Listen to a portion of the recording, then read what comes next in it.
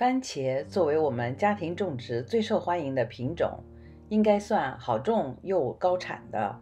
但你知道你的番茄跟平均值相比如何吗？今天我们一起来了解一下一株番茄究竟应该产多少果实，现实中又是怎样的一个概念，也顺便聊聊西红柿的采摘、营养以及趣闻。我将要说出的数据，也许会让有些人兴高采烈，但也许也会让有些人觉得受了打击。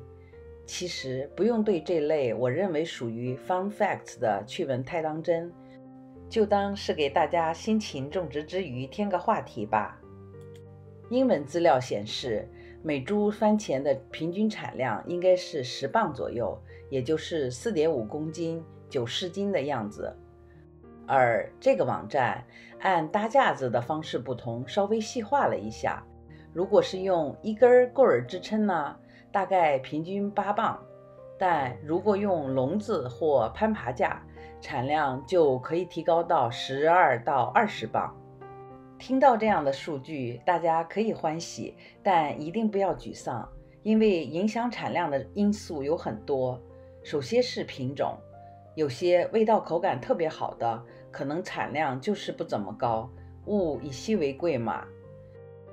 还有天气，太冷太热或者水分不足，也绝对会影响产量。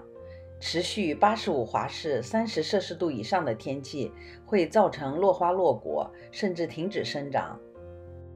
病虫害和贫瘠的土壤当然也会引起减产。另外，我认为减枝法也是相当影响产量的一个因素。只留主干，不过结4-5层果实。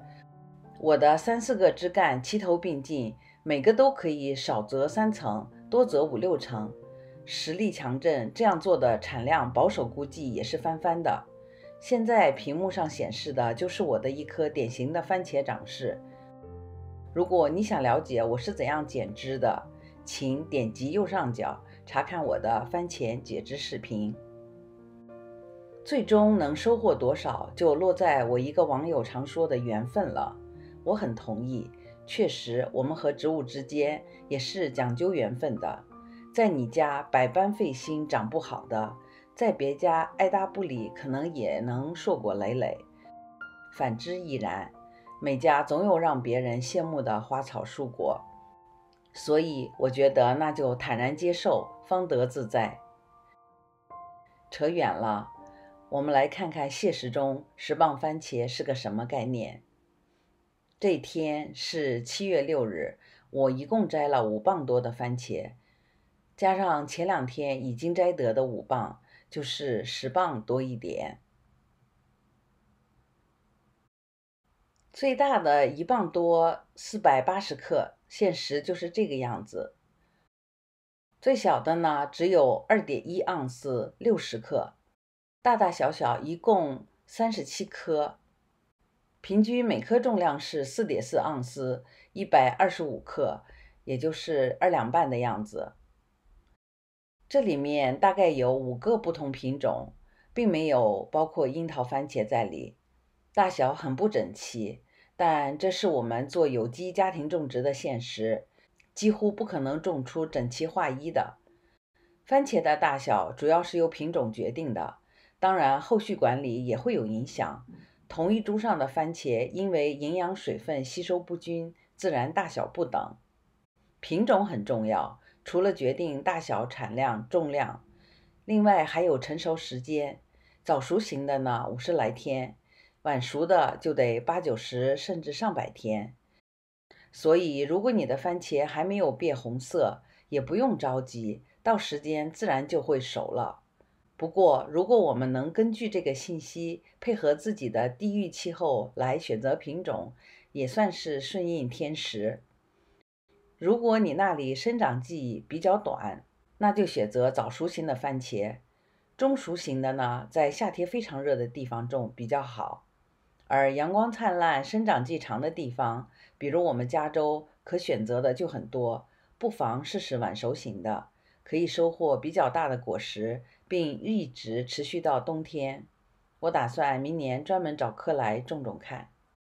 番茄成熟需要的时间在苗圃标签和种子袋子上都有，大家留心一下就好。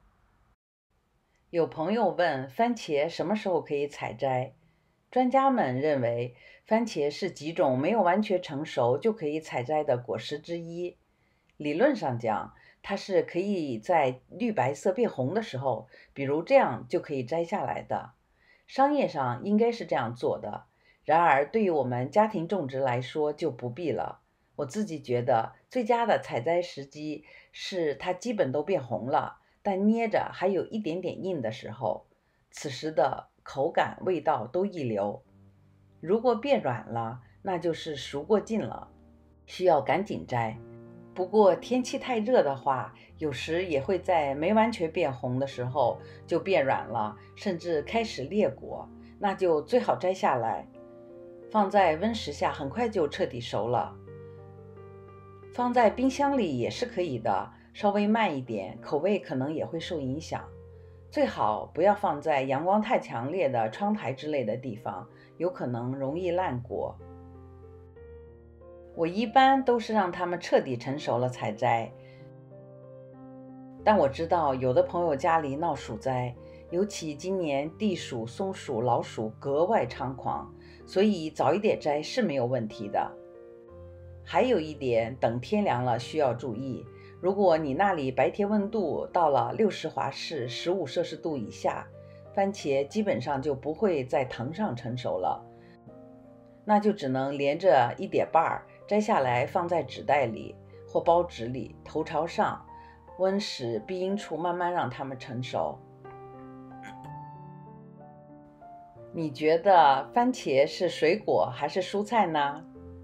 这个问题曾经在120多年前的美国闹上过最高法院，有个著名的案件尼克斯诉赫登案，起因是当时的蔬菜进口需要交税，而水果则不需要。商人尼克斯为避税力争番茄是水果，因为按植物学的定义确实是 fruit， 但最终法官还是按烹饪和食用习惯将番茄判定为蔬菜。尽管如此，争论也一直没有停息。这里就显示出我们中文的博大精深了。fruit 可以是水果，也可以是果实。至于怎样吃营养最好，好像也有争议。我自己呢，比较接受的说法是生吃、熟吃都好。生吃能够最大限度地摄取西红柿中富含的维生素 C， 而熟吃呢，则可以将有抗氧化、抗衰老、防癌等能力的番茄红素较多地释放出来，变成我们人体容易吸收的结构。记得一定要放油炒，或跟油脂类的食物同时吃才更有效。谢谢你看到这里，你的番茄成熟了吗？产量如何呢？你还有什么好的吃法？欢迎留言分享。如果你喜欢今天的视频，请点赞订阅，我们下期再见。